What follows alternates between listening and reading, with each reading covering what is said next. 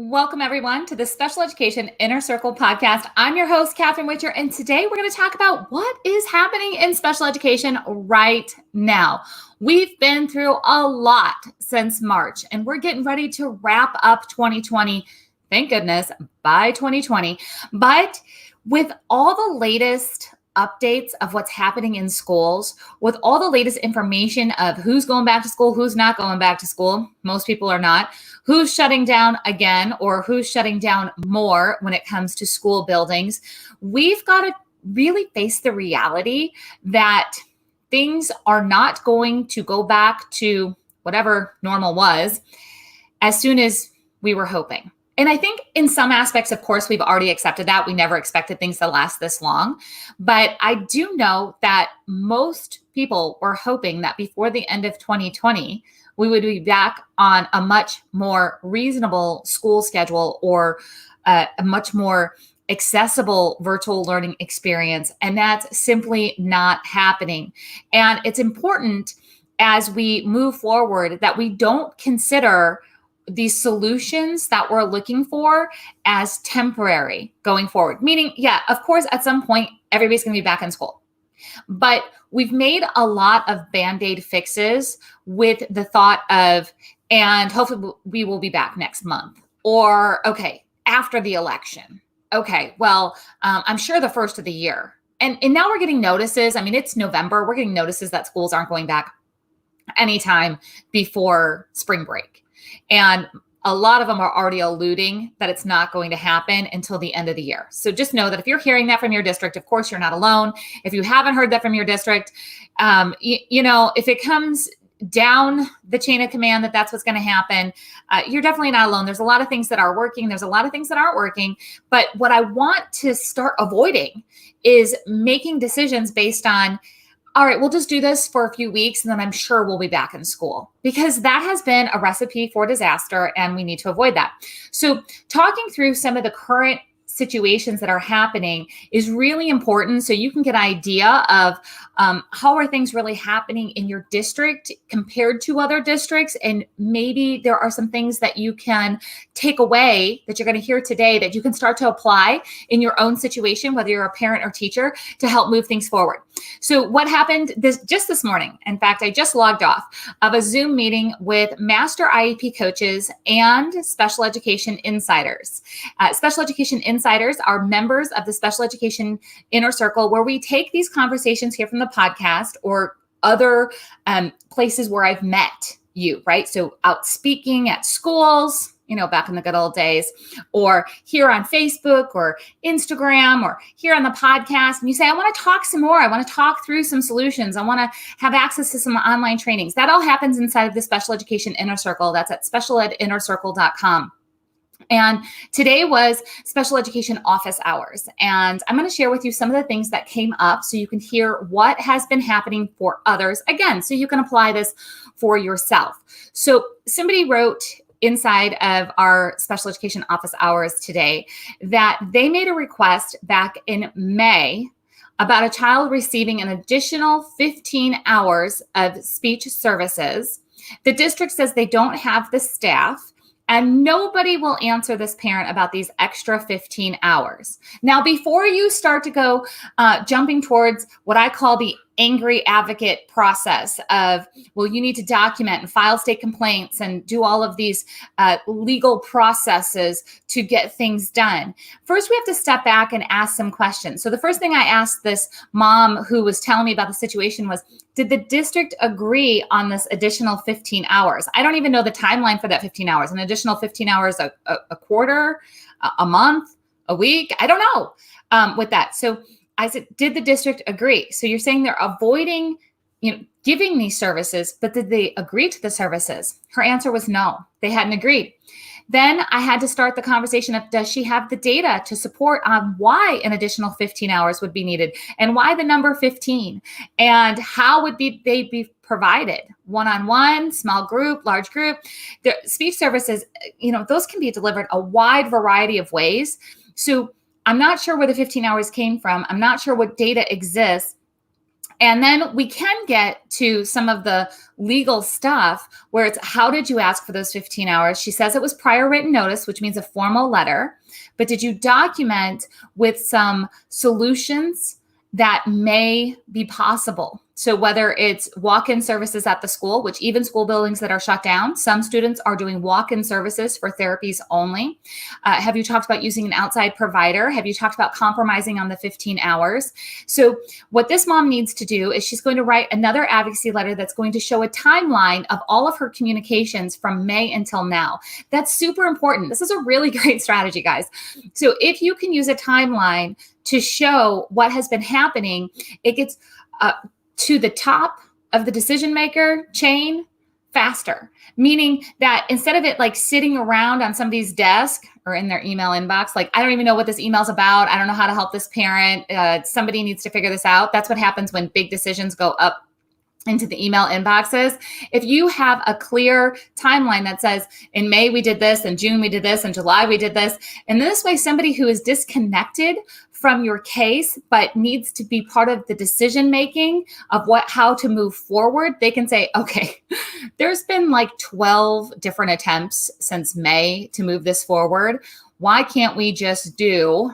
Okay. And that admin makes that decision. That principal or that special ed director can help push that decision forward. So a timeline is a really great strategy when you're waiting on a response that is taking much, much, much longer than expected, which is happening a lot, again, in our virus crisis schooling world. And that's not going away anytime soon, as in this push of timelines or deadlines is a consistent response or non-response.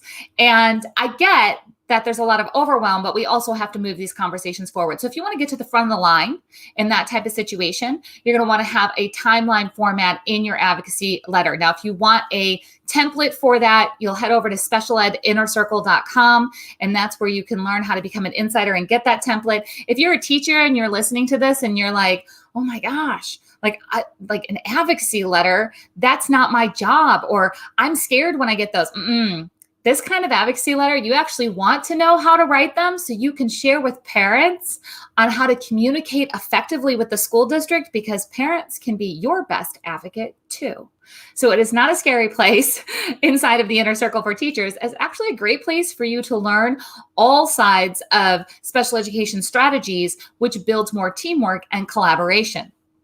So there are some school districts. This is just kind of a side note to let you guys know some of the decisions that are being made. There's some school districts up in the northeastern part of the United States that are staying virtual and that are requiring teachers to come into their classroom to teach. Now, a lot of the teachers have children themselves. They're not allowed to bring their children to school. And the school district's solution is that they're going to put everybody into a local Salvation Army type room with daycare, childcare, while the teachers go teach in the school buildings. These are the kind of decisions and things that are happening behind the scenes that if you're a parent, you may not be seeing them out in front. I just want you to know that teachers are being bombarded with a lot of just decisions that don't make common sense. And we really, we have to be supportive of teachers and know that they are working under conditions that are not only different, we know that. Okay, but that there's other people making decisions for them going forward, because we all thought we'd be out of this by now. So going forward, the ridiculous decisions haven't slowed down. In fact, they've increased. So here we're hoping, like, haven't we learned anything in the last 6 months of like what works and what doesn't work with virtual schooling? Maybe in some districts, but in other districts, not so much. So there's a couple of other hot topics that we covered in our special education office hours today that I know could be of benefit to some of you who are listening. One of them talks about how a child's IEP goals, mom is concerned about them because the IEP goals look lower than they did last year, meaning that they were doing a certain level of math with addition and subtraction, and now the goals are lower than that, meaning that maybe they were doing double digits and now they're doing single digits. The reason that the school gave the parent for this change in IEP goals is that the child was highly dependent on prompts and supports to complete the work. So if the child's going to be independent, they're going to need to kind of go back to a different baseline of skill and learn how to do these skills on their own. Now, I understand how that's concerning for mom because it looks like her child's going backwards when really building independence is one of the biggest leaps you can take. Now, that doesn't mean that we should wipe out all of the exposure to the higher level of math. It means that we absolutely can have a compromise that brings in both types of goals where there's some exposure to the higher level math and maybe we're taking some data on what the child can do with support. And maybe that support is something as simple as continuing to access the calculator with assistance. Or maybe we need to really step back and see where did the child have a gap in their learning that then created more of this need for support. So maybe we don't have to go all the way back to the beginning, which is what's happening in these IEP goals, but there's a compromise of somewhere in the middle. We can do some without support. We could do some with support, but we really need some additional baseline data to make sure that we're not stepping too far back or leaping too far forward without building that ability to do skills independently. We also had a huge conversation about the concepts of expressive communication, receptive language, about children not being able to communicate through the screen, not being able to form their sentences, meaning I'm not talking about handwriting and forming their letters. I'm talking about being able to communicate in full sentences and perhaps retell a story in continuity, first, next, then, being able to make sure that they have the main idea, they can express it, they understand the concepts, their comprehension, and one of the big issues that mom brought is that my child can't write. And that even means typing, can't write down these paragraphs. And I said, well, can the child say the paragraphs? And child can't say the paragraphs either. It's not like the child has all of the structure of the writing compiled up in their head and they just can't get it out in the paperwork. There's a lot of missing skills that the parent is discovering now that we've had to break down the task of comprehension and writing and telling stories. So you're not alone if you're seeing a lot of gaps in skills and things not coming together. Maybe they would if you were in the classroom and there was that extra support and there were different types of prompts that were being given, different types of assistance. So I want this parent that I was talking about, they need to know what curriculum is the child using for reading, what curriculum is the child using for writing, what's the baseline in both of those areas.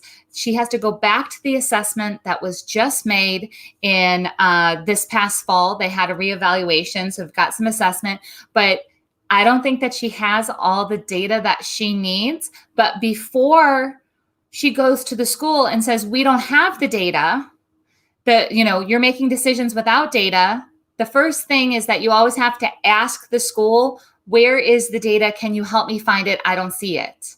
That's a very reasonable thing. Parents, this is a really good strategy, okay?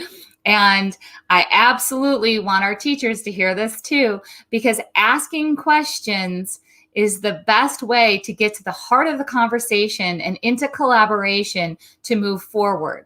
So I know from this conversation that I was having with the mom, she does not have the information that she needs, or if that data does exist, she personally doesn't know that data and how that's affecting her child. So we have to start there. So if you have a child or a student who is struggling with the writing, meaning forming the sentences, whether they're typing it or they're handwriting it or they're saying it, but just getting those thoughts out, it is absolutely okay to start taking some additional baseline data, meaning let's just figure out where the child's at.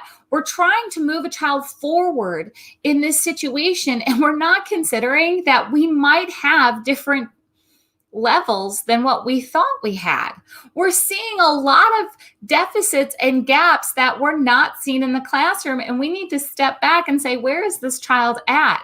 Now, this might be something that because the classroom's supportive, the child had a different baseline in the classroom, or it might just be something that we've never even really taken data on before, but we're seeing this deficit and we need to stop the teaching in the way of let's go forward, let's go forward, let's go forward, and really focus on where are we at and what might we be missing that's preventing us from moving forward.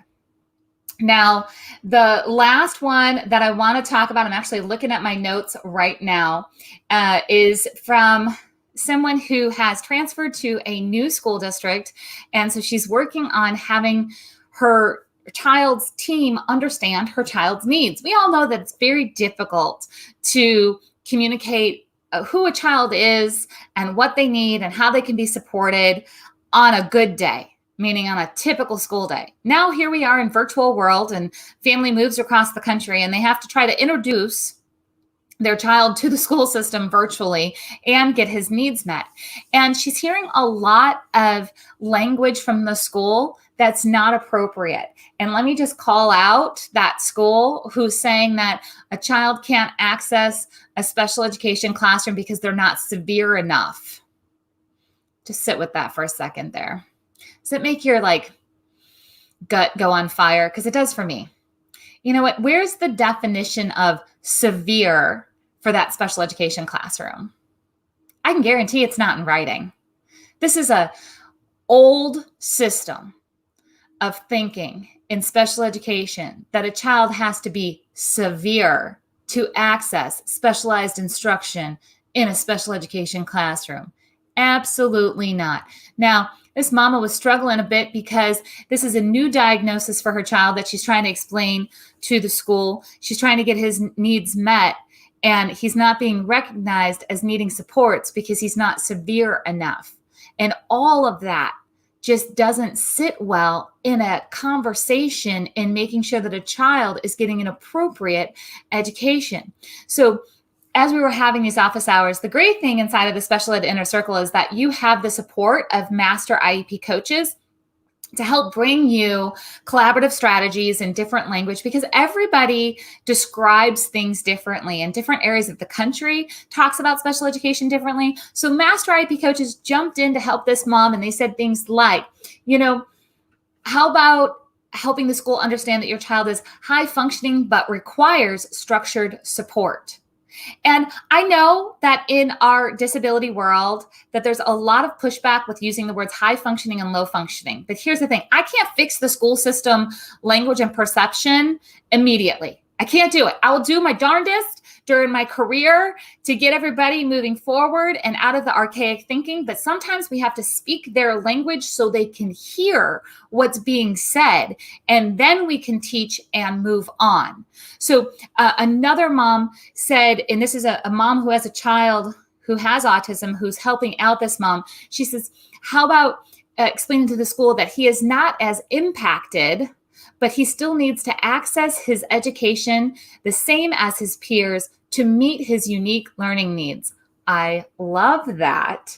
And it's really important for us to know that although a child may not clinically be defined at a certain level, that a child is impacted by their disability. And that's okay. And we can address that in many different ways. So this old school thinking of only kids like this go over here and only kids like that go over there is not meeting a child's unique needs. So being able to find that language and really start to communicate with the school so they can hear you, then you can educate the school more on how they can really define that individualized program and meet the child's unique needs and help them access their education, and that we don't have to rely on words like severe to get into a special education classroom. If a child needs specialized instruction, so be it. Special education is a service, not a place. Let me say that again for you. Special education is a service, not a place. She's trying to explain to the school that her child needs more services. They're saying, no, but he can't go to that place. That's not right. It's a service, not a place. He needs services to access his education. How those services are implemented should be individualized. So on that note today, guys, there's your hot topics of what's happening right now, real world, from teachers, from parents, inside of our wrapping up of 2020 in the special education inner circle. Again, if you have questions, you want the support, you want the right words to talk to your school, whether you're a parent or teacher, an admin, a therapist, I encourage you to come join us over at the specialedinnercircle.com. If you are hearing the word master IEP coach for the first time and you're thinking, what the heck is a master IEP coach? And how do they help parents and teachers navigate the system? Because you want to do that. You want to master all this IEP stuff and you want to help others, that's over at masteriepcoach.com. I truly appreciate you guys being here. If you would be so kind and run over to iTunes and leave a review, every time a review gets left, Apple sends this out to more teachers, to more parents, and we get to help more students get the education that they need. All right, everyone, on that note, I will see you next time.